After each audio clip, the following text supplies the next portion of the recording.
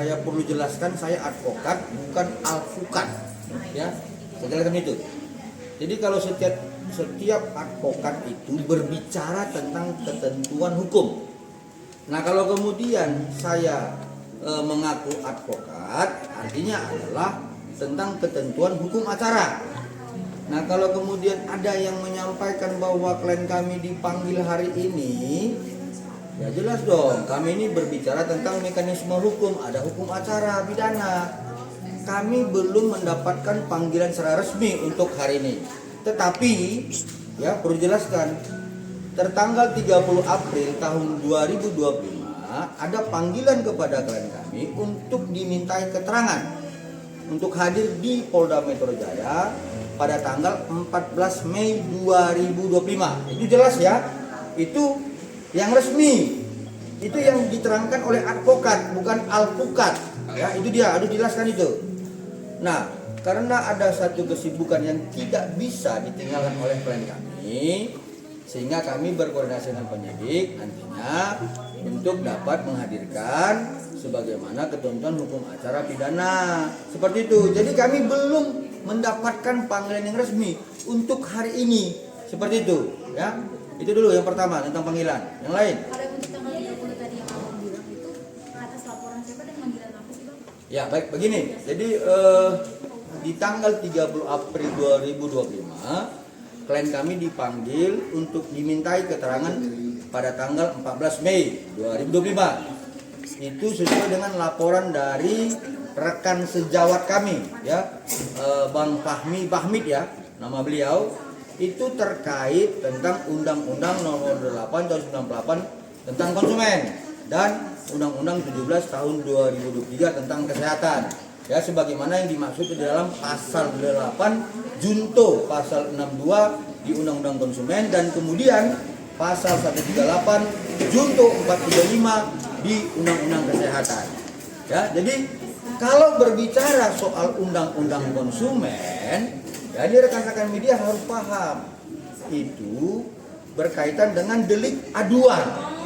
Ya, saya tidak tahu apakah Bang Fahmi ini ada pernah, ya, memakai atau membeli produk kosmetik di Glavitsa, ya, milik klien kami. Ya, kalau memang benar pernah beliau membeli dan memakai produk kosmetik, ya kedudukan hukum beliau sudah tepat, ya, untuk membuat laporan seperti itu. Itu hanya tentang kedudukan hukum. Itu harus jelasin, ya. Belum tentang pembuktian. Seperti itu. Nah, kalau kemudian tentang Undang-Undang 17 tahun 2023 di pasal 138 ayat 2 dan 3 dan junto 435 itu tentang sediaan farmasi. Ya, itu tentang izin edar. Kaitannya adalah turunannya PP 28 tahun 2024 dan turunannya adalah peraturan BPOM nomor 21 tahun 2022 tentang notifikasi. Nah, artinya di situ tentang bahwa klien kami telah menyimpan, mengkonsumsi atau mengedarkan, mendistribusikan sebuah sediaan farmasi yang tidak memiliki izin edar sebagaimana peraturan BPOM nomor 21 tahun 2022. Boleh dilaporin, tapi pembuktiannya nanti. Seperti itu, ya. Tapi saya jelaskan bahwa itu terkait kosmetik. Kalau klien kami dilaporkan, kalau saya dilaporkan tidak mungkin karena saya tidak punya kosmetik. Ya, artinya kalau ada orang lain yang melaporkan seseorang terkait sediaan farmasi, yaitu berkaitan dengan 138 pasti tentang izin edar. Ya, itulah notifikasi. Tapi kalau ada orang yang membeli, ya, sesuatu produk dan kemudian dia merasa dirugikan, itu pasti tentang Undang-Undang Konsumen. Nah, saya pastikan seseorang itu boleh melaporkan seseorang yang lainnya karena dia sudah dikorban. Nah, ketannya seperti itu, ya. Yang lain? Bang, berarti bisa ditegasin kalau sebenarnya yang melaporkan itu bukan dari konsumen, ya Bang, melainkan dari Bang Fahmi sendiri, ya Bang? Sesuai dengan panggilan yang kami peroleh, ya, sebagaimana di tanggal 30 April 2025 dan itu dihadirkan klien kami untuk diminta keterangan 14 Mei 2025, itu pelapor adalah Bang Fahmi Bahmid, ya. Ya, jadi kalau menurut kami, ya, kita bicara hukum, ya, karena saya advokat gitu, bukan alpukat, ya. Saya jelaskan Kalau ada yang melaporkan seseorang terkait undang-undang konsumen, berarti orang itu telah memakai, mengkonsumsi, pernah membeli. Ya kita akan bertanggungjawabkan itu gitu loh.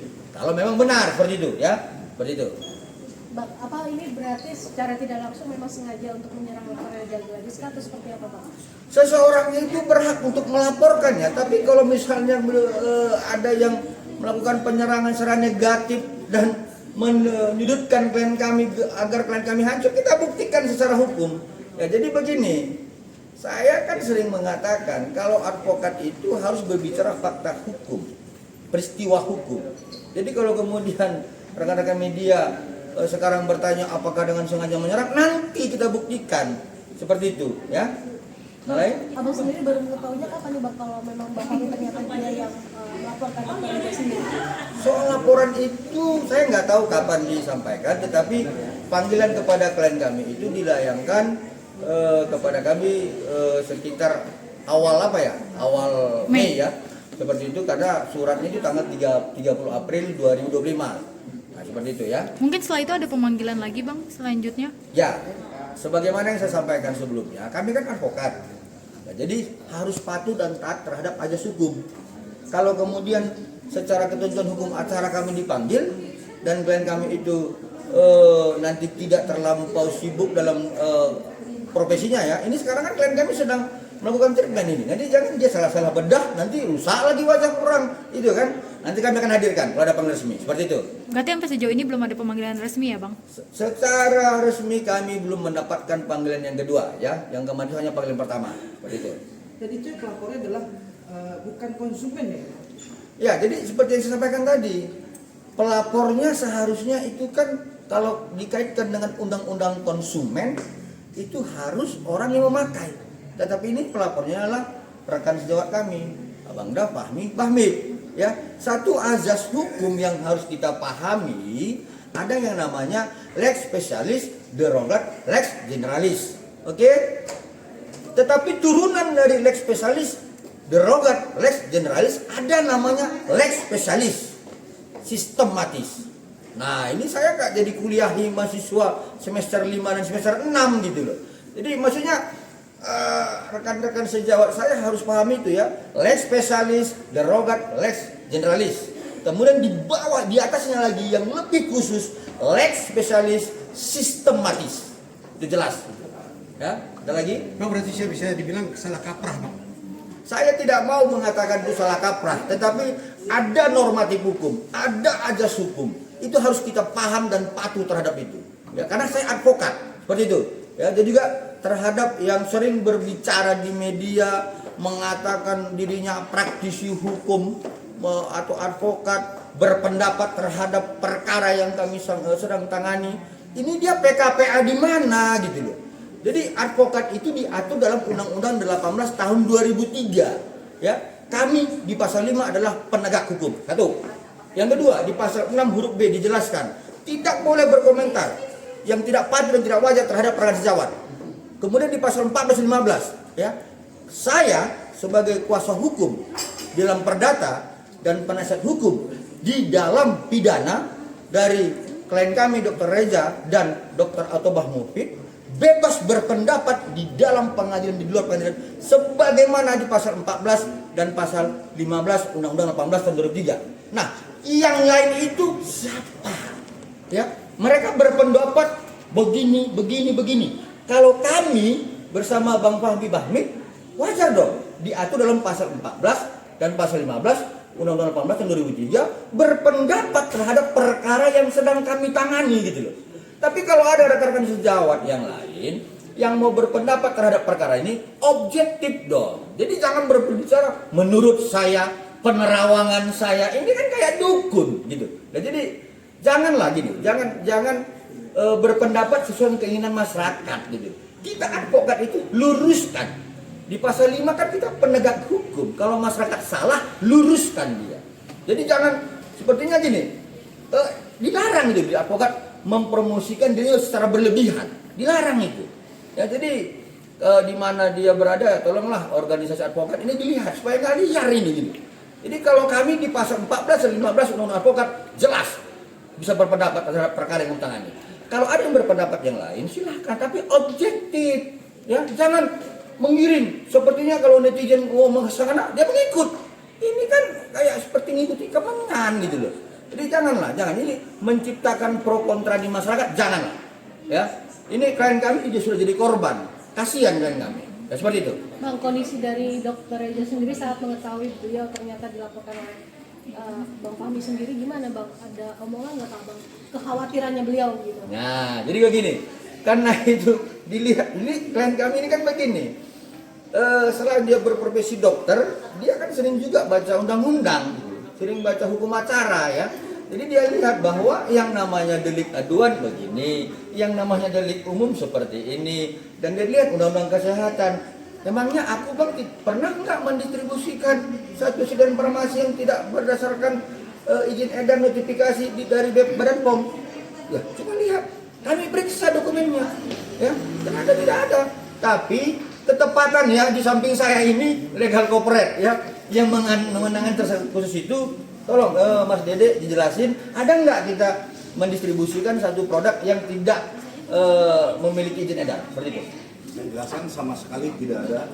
Semua produk yang kita edarkan atas izin BPOM. Oke, jelas ya? Oke. Ya, selain beliau, saya juga periksa dokumennya gitu loh. Jadi kalau misalkan ada tadi rekan-rekan media mencari kesalahan dan sebagainya, nanti kita buktikan.